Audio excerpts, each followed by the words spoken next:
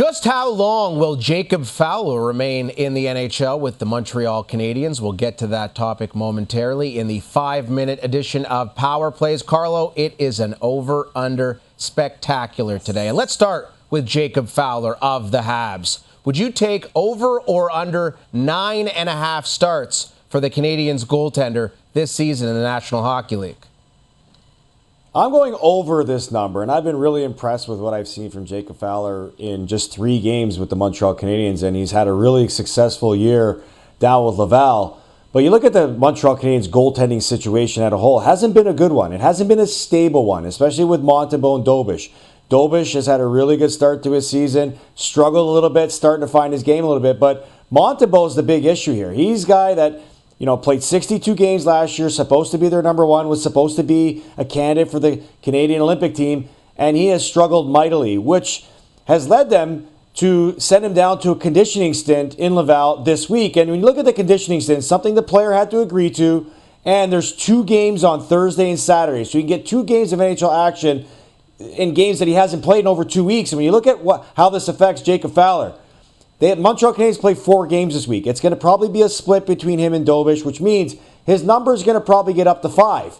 Depending on how he does with performance and then depending on how the Montreal Canadiens fare in points, he's going to earn more starts, which leads me to believe he'll get at least 10. Let's hone in on the Toronto Maple Leafs and their captain, Auston Matthews, who scored his 14th goal of the season last night. Are you taking over or under 39.5 goals this season for the Leafs centerman?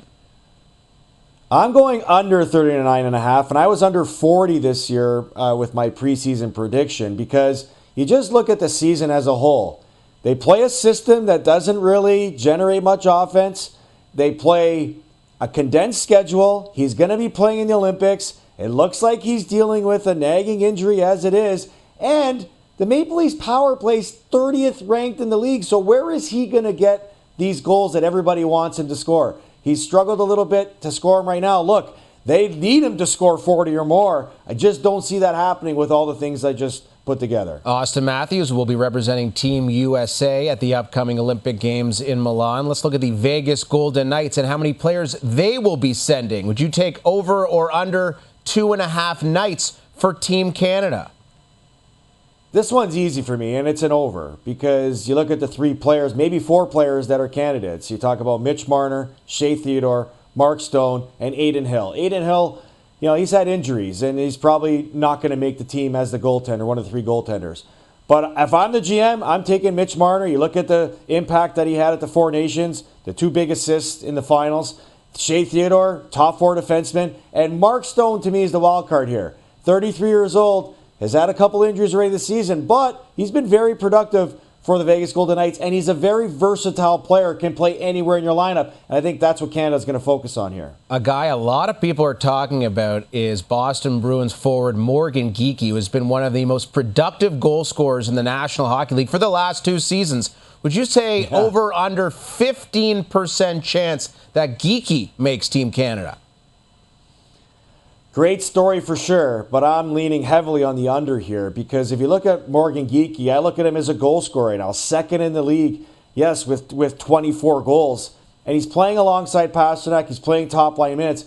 But look at the Canadian roster. Where does he fit? Like, if he's not a top 6 forward, which I don't think you're putting him in, how do you find a spot for him in the rest of the lineup, especially with the players that were already on the World Cup team or the 4 Nations team and the players that are potentially fighting for those spots? You got to find a spot for Celebrini and Bedard if you're me. So how does Morgan Geekie fall into this mix? I just don't see the room for him. Interesting that you like 6-goal Mitch Marner, but not 24-goal Morgan Geekie to make Team Canada. It's not what I like. It's what John Cooper likes. And Doug Armstrong, the GM for Hockey Canada. Lastly, let's talk about this Central Division. Of course, Quinn Hughes joins the Minnesota Wild. It is stacked. Would you say it's more or less than a 50% chance that the Winnipeg Jets make the postseason this year? I think this is at the perfect number, but if I was to pick a number, I'm going over. And the reason why is the return of Connor Hellebuck. We saw the impact that this guy has in Winnipeg's success. Missing games, didn't win much. He returns, they're back to their winning forms. And you just look at where they are in the standings. Yes, the Central Division is tough, And they are a major loser in the Quinn Hughes trade because it just elevated Minnesota to challenge with Dallas and with Colorado. But you look at where they're at and who they're chasing.